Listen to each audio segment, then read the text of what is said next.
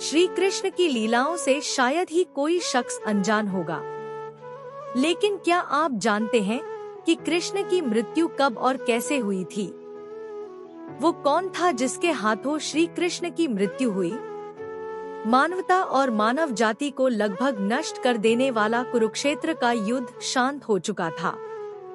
अपनी जीत पर पांडव खुश नहीं थे, बल्कि युद्ध से हुई तबाही को देखकर उनका मन बहुत विचलित था। युद्ध के बाद श्री कृष्ण पांडवों के साथ गांधारी और धृतराष्ट्र के पास बेटे दुर्योधन की मौत पर शोक जाहिर करने और क्षमा मांगने पहुँचे।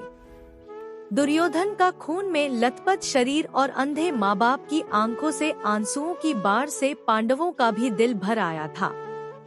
गांधारी पांडवों को छोड़ श्री कृष्ण को दुर्योधन की मौत का असली जिम्मेदार मानने लगी। गांधारी ने श्री कृष्ण पर चीखते हुए कहा, आप द्वारकाधीश हैं, जिनकी पूजा मैंने खुद विष्णु अवतार मानकर की, क्या आप अपने किए पर जरा भी शर्मिंदा हैं? आप चाहते तो अपनी दिव्य शक्तियों से इस युद्ध को टाल सकते थे। बेटे की मौत पर आंसू बहाने वाली एक माँ का दुख तुम खुद अपनी माँ देवकी से जाकर पूछो, जिसने अपने 7 बच्चों को अपनी आंखों के आगे मरते देखा है।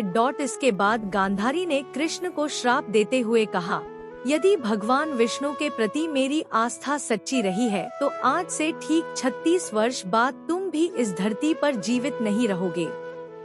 द्वारका तबाह हो जाएगा और यादव वंश का हर इंसान एक दूसरे खून का प्यासा हो जाएगा। ये कहकर गांधारी श्री कृष्ण के चरणों में गिर गई और रोने लगी। कृष्ण ने चेहरे पर हल्की सी मुस्कान लिए गांधारी को उठाया और कहा, माते, आपके श्राप का असर एक दिन जरूर होगा, लेकिन ये सिर्फ मेरे प्रति आपकी सच्ची श्रद्धा की वजह से नहीं, बल्कि बदलते समय की वजह से भी होगा। कहते हैं कि गांधारी का यही श्राप यादव वंश के विनाश और भगवान कृष्ण की मृत्यु का कारण बना। कई साल बीतने के बाद श्री कृष्ण के पुत्र सांबा गर्भवती स्त्री का वेश धारण कर ऋषि मुनियों से मिलने गए।